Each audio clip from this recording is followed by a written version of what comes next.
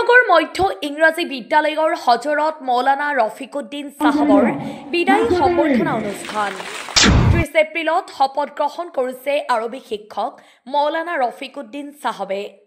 এই শিক্ষকজনে 19.92 চনৰ পৰা নুৰনগৰ মধ্য ইংৰাজী বিদ্যালয়ত পঢ়াই আছিল।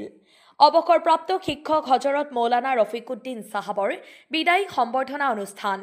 এখন বিদ্যালয়ৰ এজন ছাৰৰ মন্তব্য আছে, চাওক এই প্ৰতিবেদন। ধন্যবাদ। মই প্ৰথমতে আমাৰ মিডিয়া চেনেলৰ সকলো বন্ধুলৈ মই আন্তৰিক ধন্যবাদ জ্ঞাপন কৰিছোঁ। আমাৰ আজিৰ এই সম্বৰ্ধনা অনুষ্ঠানলৈ অহাৰ কাৰণে সকলোলৈ কৃতজ্ঞতা জ্ঞাপন কৰিছোঁ। আজি আমাৰ নুৰনগৰ মধ্য ইংৰাজী বিদ্যালয়ৰ প্ৰতিষ্ঠাপক আৰবী শিক্ষক হজৰত মৌলানা ৰফিকুদ্দিন কাছিমি চাহাবৰ যোৱাকালি 30 এপ্ৰিল 2025 তাৰিখে অৱসৰ গ্ৰহণ কৰিছে।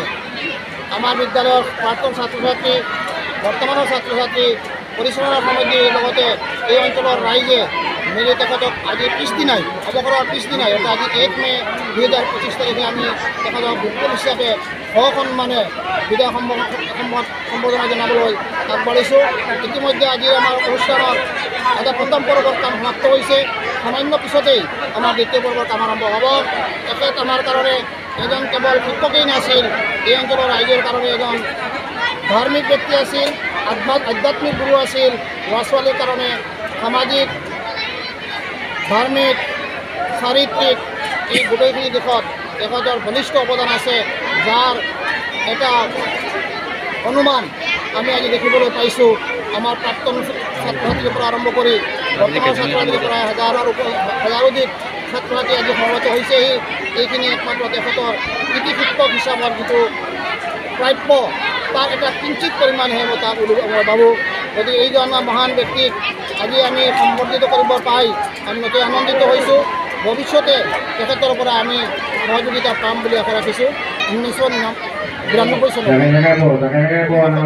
চনৰ পৰা তেখেতে 1992 চনত যদি 91 চনত আহিছিলে, 91 চনৰ পৰা তেখেতে এইখনত বিদ্যালয়ত পাঠদান আৰম্ভ কৰিছে।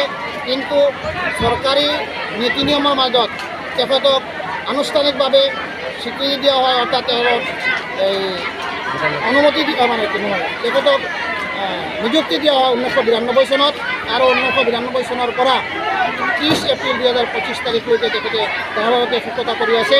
2013 চনৰ 1 জানুৱাৰীলৈকে এইখন বিদ্যালয়ত তেখেতে বিনা বেতনে পাঠদান কৰিছে। তেখেতৰ ঘৰৰ পৰা তেখেতৰ ধন খৰচ কৰি এখন বিদ্যালয়ৰ বিভিন্ন মানে গৃহবিলাক নিৰ্মাণ কৰাত আগভাগ লৈছিল। মাদ্ৰাসাসমূহ যেনেকুৱা ধৰণে চাঁদা সংগ্ৰহ কৰা হয়, তেখেতৰ নেতৃত্বত এইখন বিদ্যালয়ত চাঁদা সংগ্ৰহ কৰা হৈছিল।